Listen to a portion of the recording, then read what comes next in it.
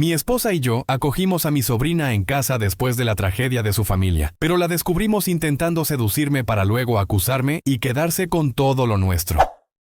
Gato cuenta.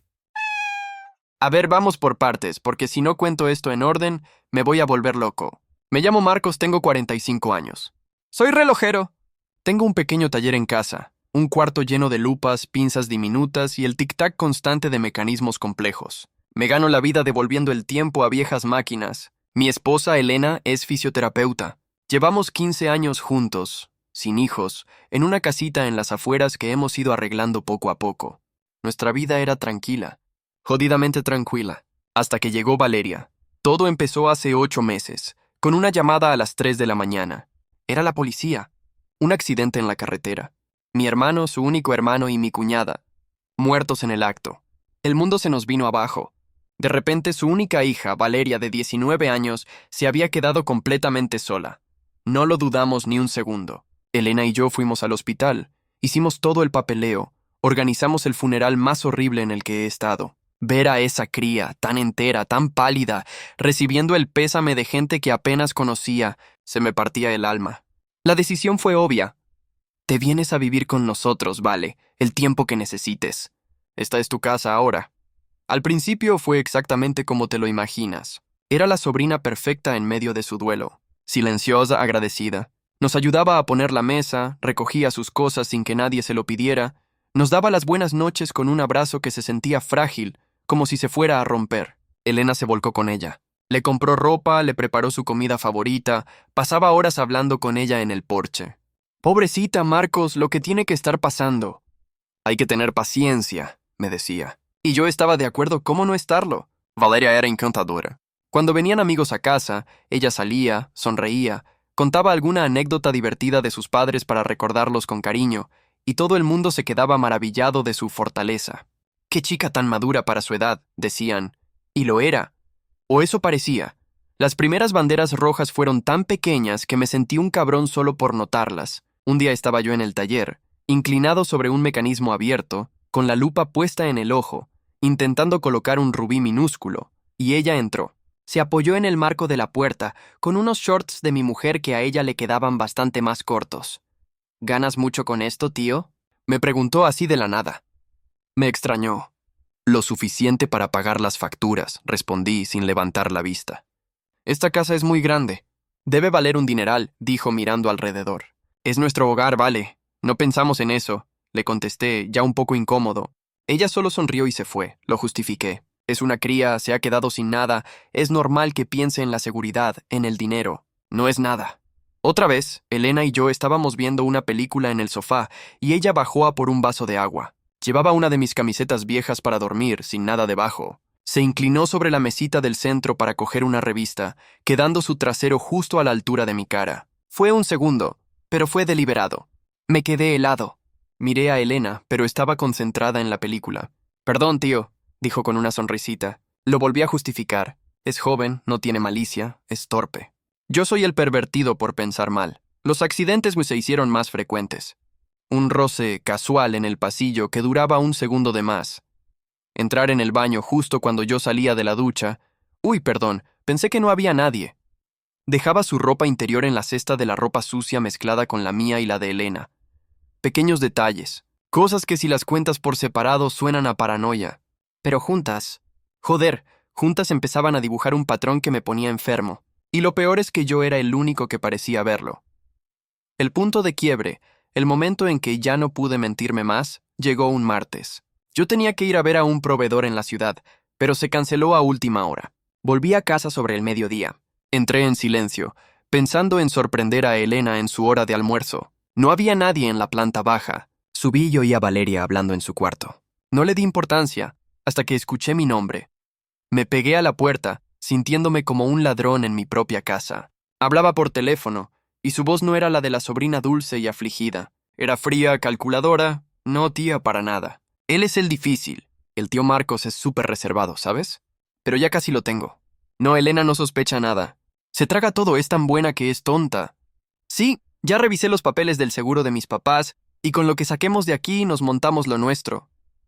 Un poco más de paciencia. Le estoy haciendo creer que me vuelve loca. Un par de sustos más y la tontorrona de mi tía le pedirá el divorcio para que yo esté segura.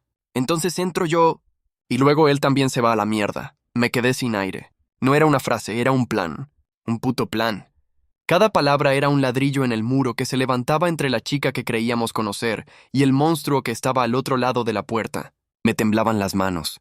Quería reventar la puerta y arrastrarla fuera de mi casa, pero ¿qué le decía a Elena? ¿He escuchado a tu sobrina huérfana a escondidas y dice que es mala? Me tacharía de loco, de paranoico. Protegería a Valeria y yo quedaría como el malo. Es que no tiene lógica. ¿Cómo alguien puede ser así? Esa tarde me encerré en el taller. Necesitaba pruebas. Pruebas irrefutables. Soy un hombre metódico. Si voy a reparar un reloj, cada pieza debe estar en su sitio. Esto era lo mismo. Tenía que tener todas las piezas antes de cerrar la caja.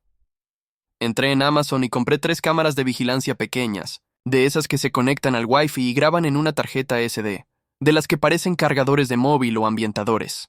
Pagué el envío urgente. 2 días después llegaron.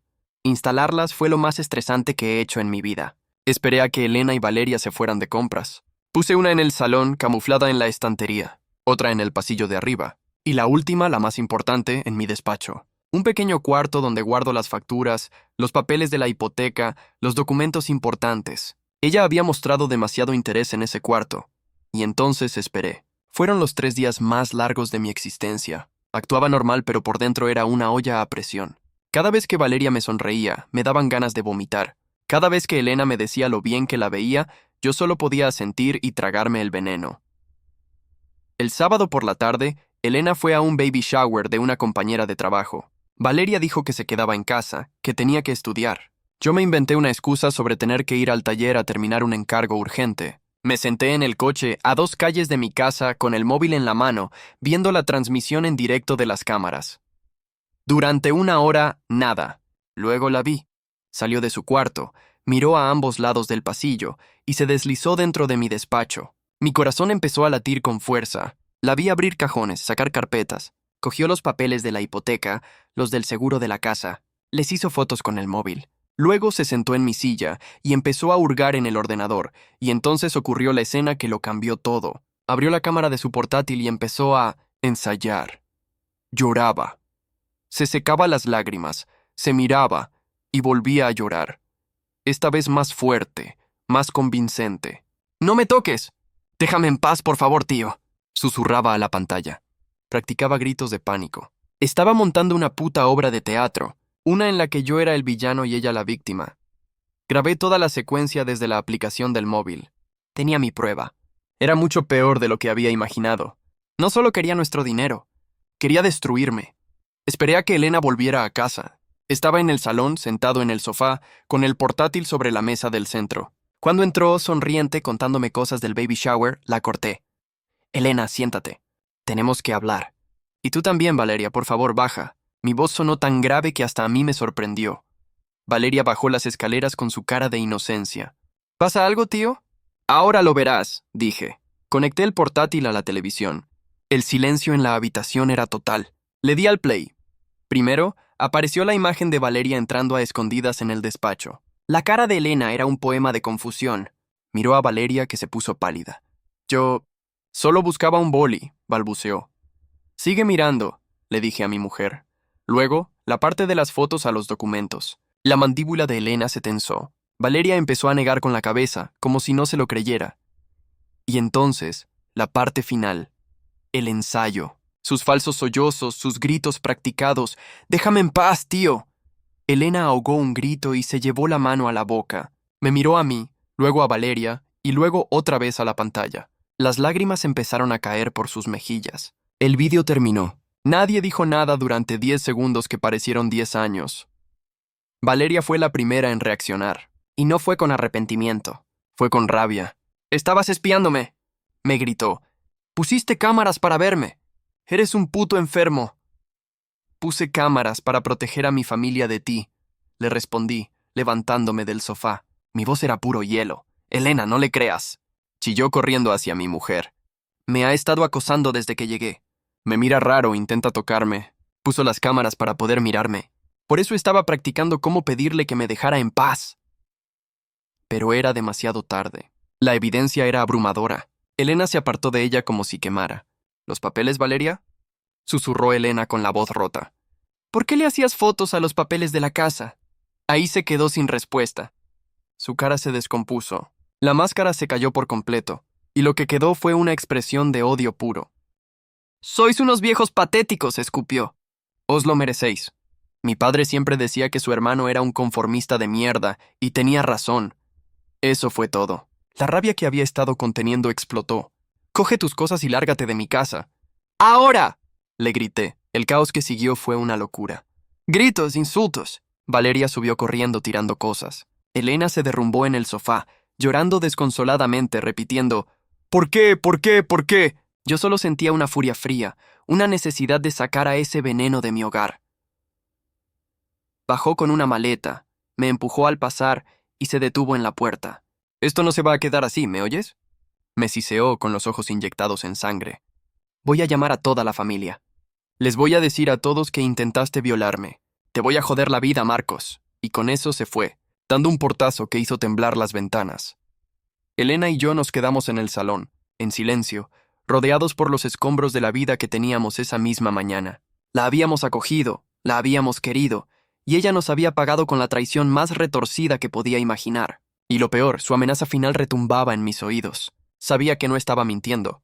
La guerra acababa de empezar. Actualización 1. Han pasado 3 semanas desde que echamos a Valeria de casa.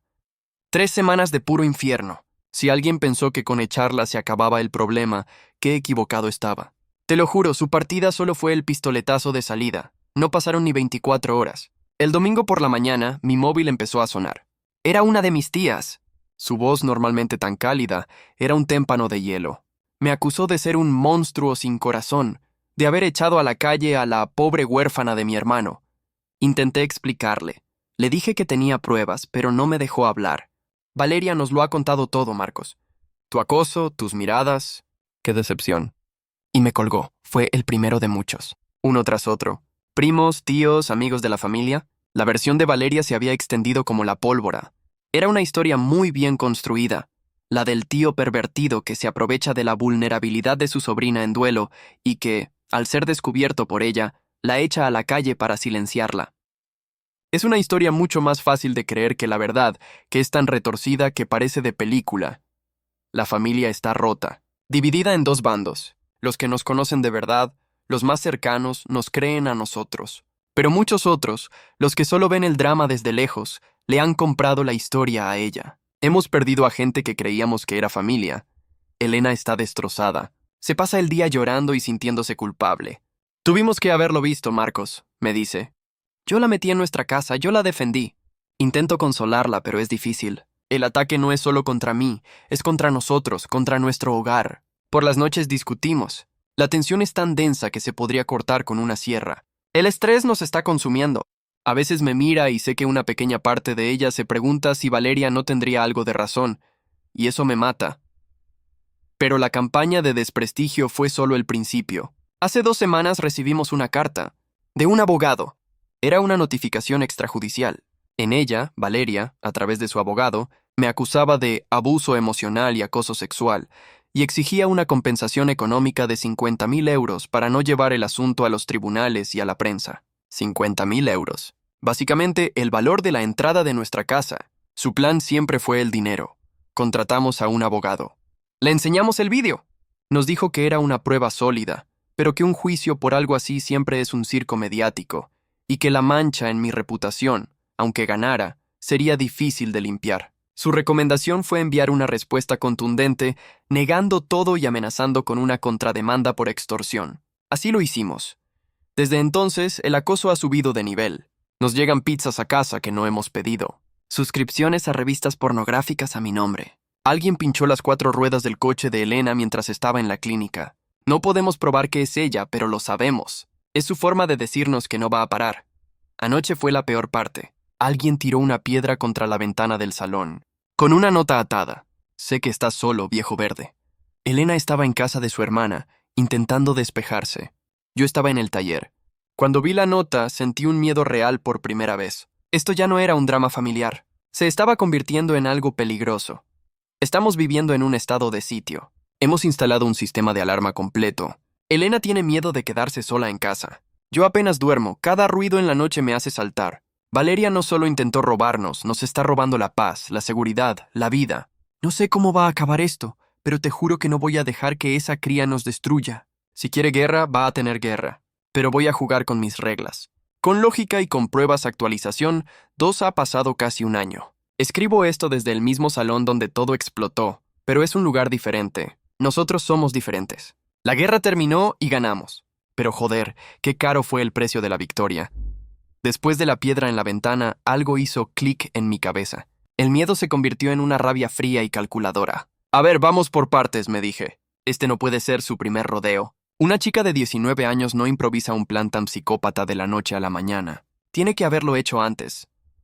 Dejamos de ser las víctimas y nos convertimos en investigadores. Nuestro abogado nos dijo que cualquier cosa que encontráramos sobre su pasado podría ser útil para desacreditarla si la cosa llegaba a juicio. Elena y yo nos pusimos manos a la obra. Fue como montar un mueble complejo sin instrucciones, pieza a pieza. Empezamos por lo básico, sus redes sociales. Tenía un perfil de Instagram nuevo, el de la huérfana valiente, pero buceando en las fotos antiguas, en los amigos etiquetados, encontramos un perfil antiguo, abandonado, y ahí estaba el oro. Encontramos fotos de hace 2 años, cuando se fue a vivir un verano con unos tíos lejanos de su madre en otra ciudad. En los comentarios había mensajes de una chica, una prima segunda, que decían cosas como: «Espero que estés bien después de lo que te hizo ese monstruo, y qué valiente eres por denunciarlo». Tiramos de ese hilo. Elena, con su don de gentes, contactó a esa prima. Al principio la chica estaba a la defensiva, pero cuando Elena le contó nuestra historia, con detalles que no habían salido a la luz, la prima se derrumbó. Nos contó que Valeria había hecho exactamente lo mismo con su padre, el tío con el que se quedó a vivir. Lo acusó de tocamientos, la familia se rompió, y los tíos, para evitar el escándalo, le dieron una buena suma de dinero para ayudarla con sus estudios, y la mandaron de vuelta a casa de sus padres. Nunca hubo una denuncia formal, lo taparon todo para proteger el nombre de la familia. Pero el hombre, nos contó su hija, cayó en una depresión y su matrimonio casi se rompe. Era el mismo patrón, la misma puta obra de teatro, pero no nos detuvimos ahí. Contratamos a un investigador privado, un tipo jubilado de la policía que nos recomendó nuestro abogado. Le dimos toda la información. 3 semanas después nos llamó. Había encontrado más cosas. Valeria había tenido una relación con un chico mayor que ella, el dueño de un pequeño bar. La relación terminó mal, y ella lo denunció por agresión. Retiró la denuncia cuando él le firmó un acuerdo de confidencialidad y le dio 20.000 euros. El investigador habló con el tipo, que al principio no quería saber nada, pero cuando se enteró de nuestro caso, nos envió una copia del acuerdo y una declaración jurada contando su calvario. Teníamos el patrón, las víctimas anteriores, las pruebas. El castillo de naipes de Valeria estaba a punto de caer.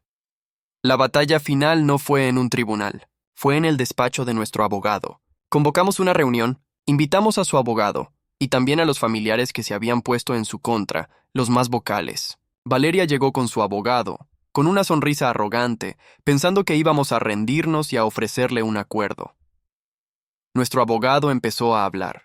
Con una calma pasmosa expuso nuestro caso. Puso el vídeo de mi despacho en una pantalla grande.